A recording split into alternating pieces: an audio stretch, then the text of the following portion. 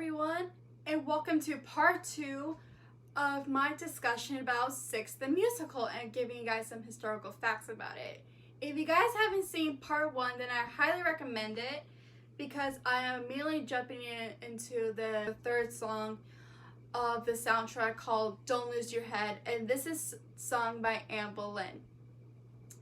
Basically, her song talks about how she stole King Henry VIII from Catherine of Aragon and broke the Catholic Church from England.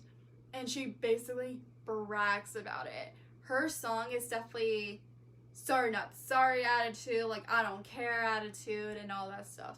But towards the end of the song though, she does discuss about how King Henry VIII is sleeping with other women and how Anne Boleyn didn't appreciate that, so she gave revenge to him. But of course, he didn't like that and he had her arrested and executed for treason.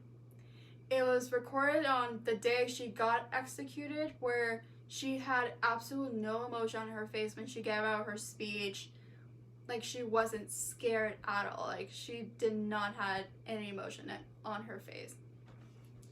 And then with a single blow of the sword, she actually was the first queen ever to get executed. And that's all I have to say about that. For the third wife and the fourth song in the entire soundtrack, sung by Jane Seymour. For Jane Seymour, she was considered the love of King Henry VIII's life. Like, he absolutely adored Jane Seymour. It was recorded that when he died, he begged to be buried right next to her so they can be with each other for eternity. Basically, the reason behind that is because she gave birth to her son. And that's all King Henry VIII wanted, was to have a son to call his own, to basically be the next king of England. Unfortunately, that didn't really happen because he did die on the age of 16. So yeah, that was super sad. And Jane Seymour died due to complications of childbirth.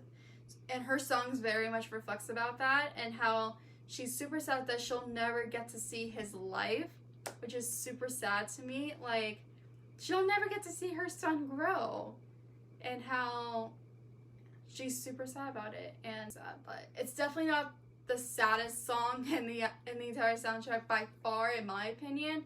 Other people can have it differently, but to me, even though this song is definitely a sad song, her song is definitely not the saddest to listen to.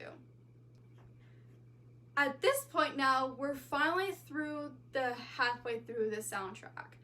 And this next song is definitely by far the weirdest song and probably the most random song in the entire soundtrack.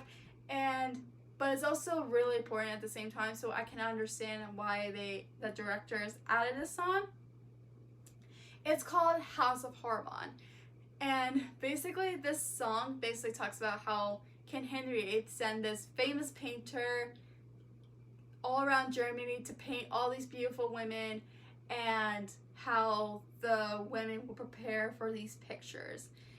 There's a lot of disgusting things, like it was mentioned in the song. I don't know if this is true in real life, but it was mentioned that to like make their hair blonder, I think they use urine, which is ugh. Yeah, and the ladies sing in this super weird accent. It's a really funny song to listen to if you think about it. Now let's move on to the fourth wife. Her name was Anna of Cleves, and her song was called Get Down. Basically, she got divorced from King Henry VIII because of her face. King Henry VIII thought that she catfished him to the picture, because in the picture, he saw this really beautiful woman and he wanted to marry her. But then when he met her in real life, and it was actually recorded that she was actually a really beautiful woman. I don't know. But her song is definitely a party song. Like, I definitely like to party to this song because it's like all about pottering and to get down, and like It's super fun song. And this is part 2 of this series. I hope you guys enjoyed. Subscribe to my YouTube channel. Comment down below which videos you want me to do next. Follow me on all my social medias, and I'll see you guys later. Mwah.